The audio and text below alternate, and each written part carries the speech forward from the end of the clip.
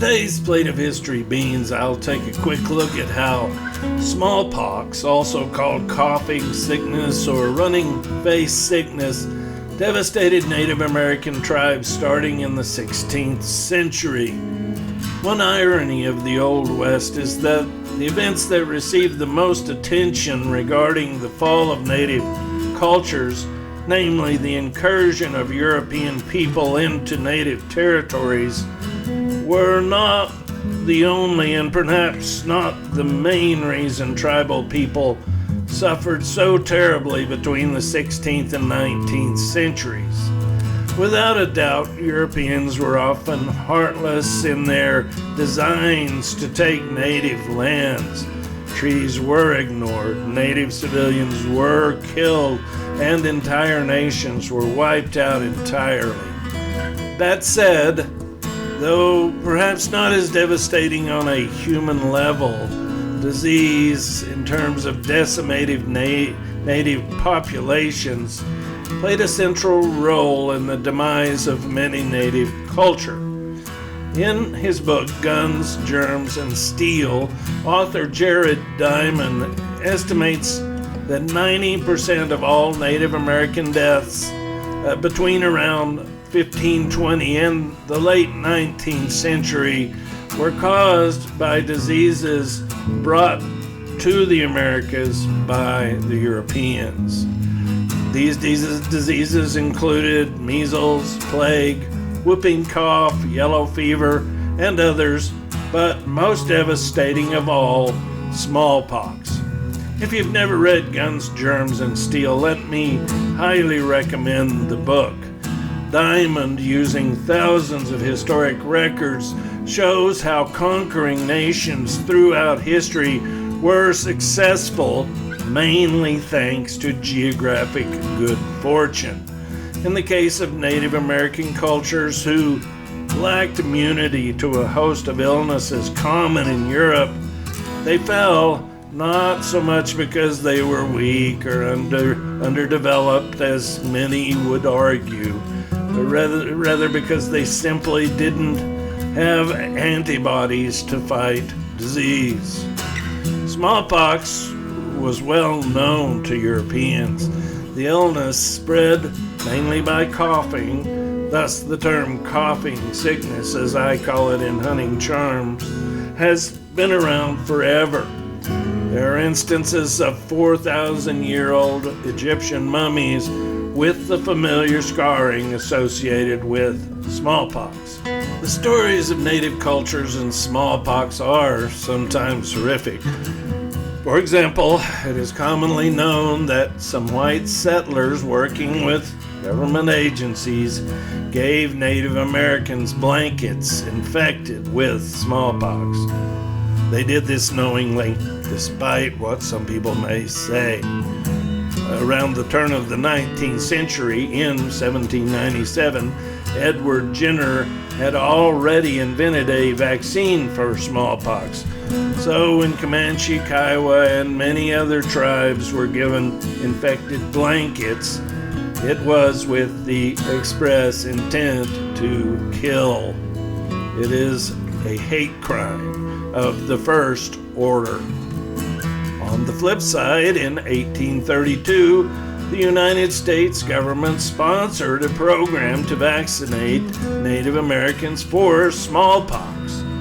Not surprisingly, many native cultures, distrustful of whites who in many cases had driven them from their native lands already, refused the vaccines.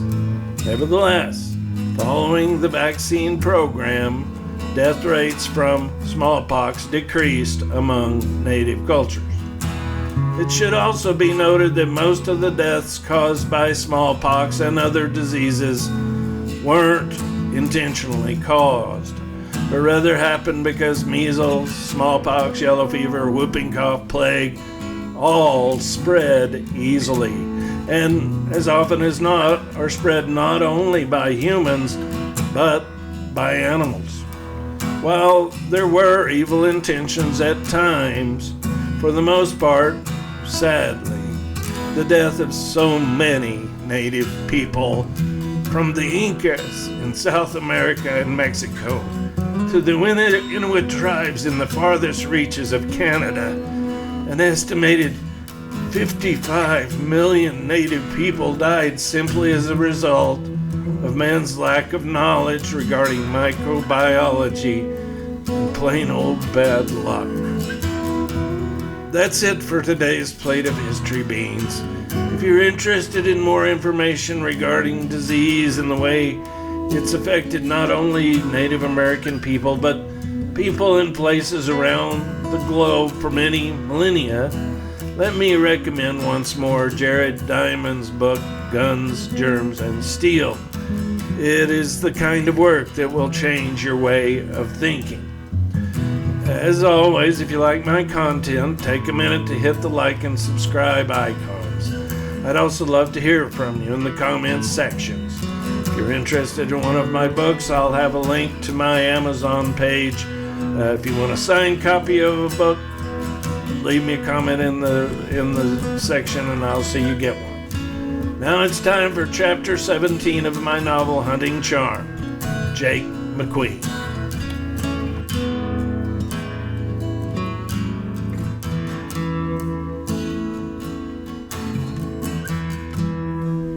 Chapter 17, Jake McQueen. Jake McQueen received his surname from a white man who married his grandmother when the Muskogee tribe still occupied much of the state of Mississippi. According to the story, his grandfather killed his grandmother's native husband, then raped his grandmother, then married her. Unfortunately, 6 months after that, his white grandfather, Bevan McQueen, announced he had a wife in Pennsylvania and left, never to be heard from again. His grandmother, who had never liked Bevan that much anyway, after all, he had killed her husband, soon found a new man and had 4 more children. Jake's grandmother decided to keep the last name McQueen. Before his unceremonious departure, Bevan McQueen told her that the Queen ruled the entire world, and Jake's grandmother liked that idea. She thought perhaps by keeping the name, her sons might become kings and rule their own lives.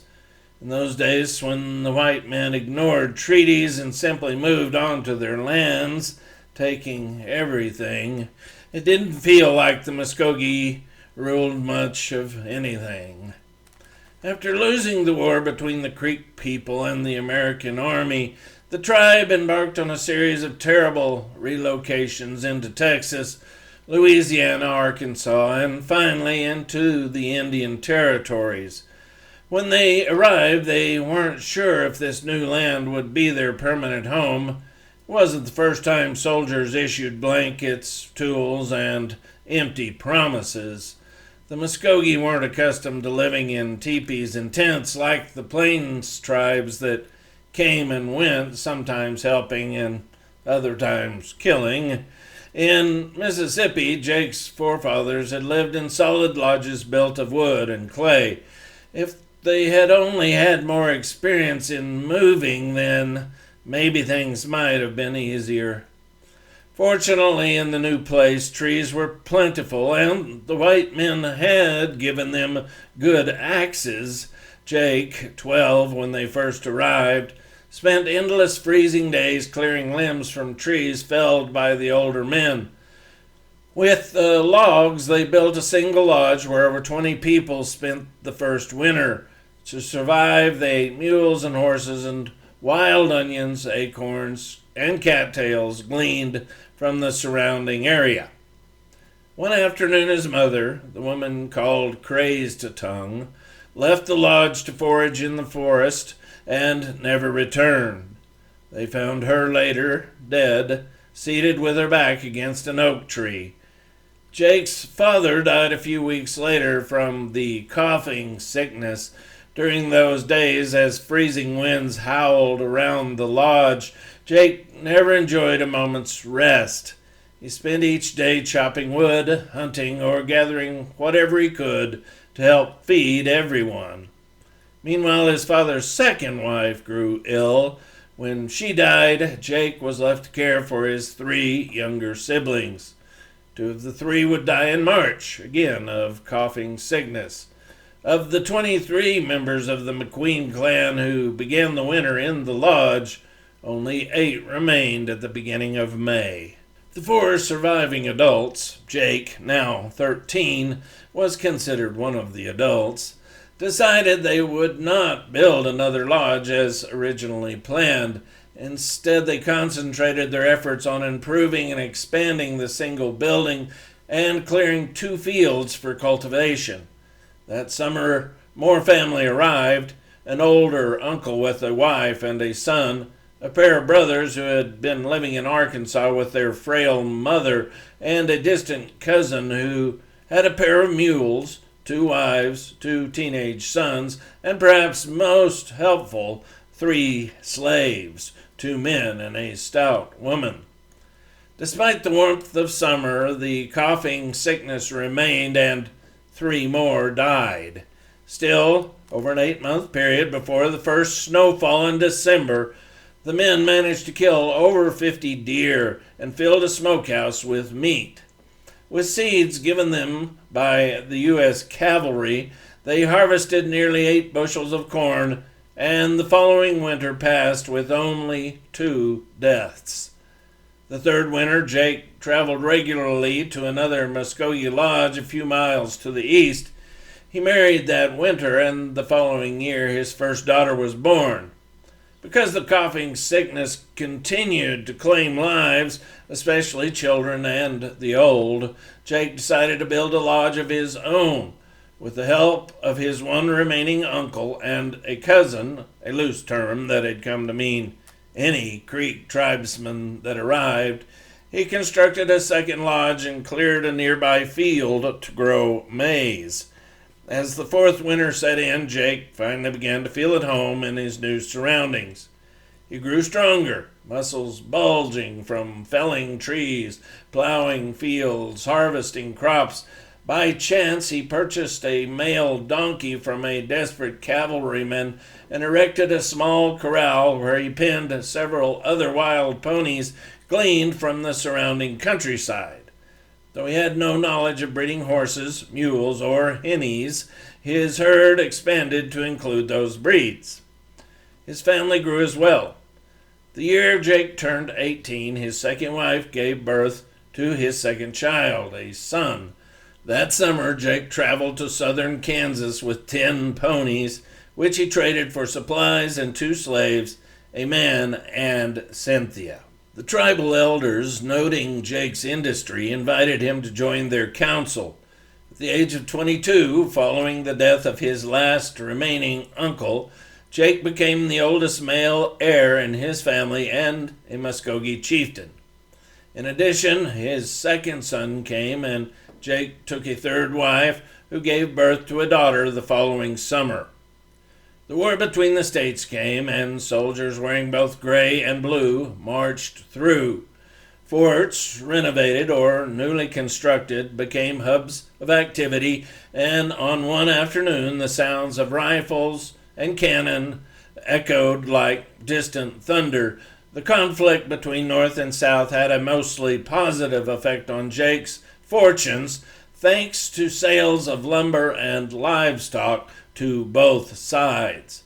Only on one occasion did a band of 3 rebel mutineers arrive and, at gunpoint, take several things.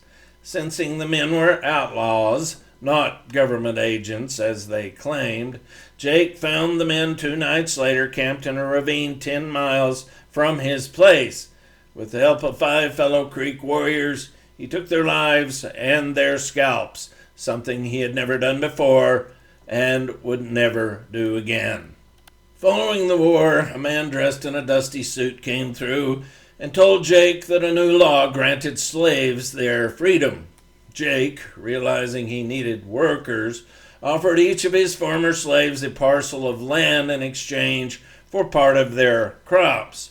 Some remained, others left, others arrived from Georgia, Mississippi, Arkansas, and Louisiana. Jake's community grew. When Cecil Johnson married Cynthia, Jake felt a sense of pride equal to that felt by any father. He had seen Cynthia grow from a silent teen into an adult woman with deep reserves of strength. On the afternoon, Cecil Johnson arrived at Jake's home to deliver the money from his trip to Abilene. Jake had already heard about the white woman. He had reached a conclusion about what must be done. When Jake gave Cecil his opinion, Johnson remained silent for a long moment, then said, "You may be right."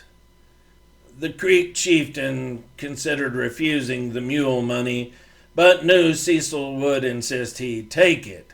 Even so, Jake counted out 40 of the 120 gold coins and returned them to Cecil as a belated dowry for Cynthia. Jake's intuition told him Cecil wouldn't follow his advice. They would need the money.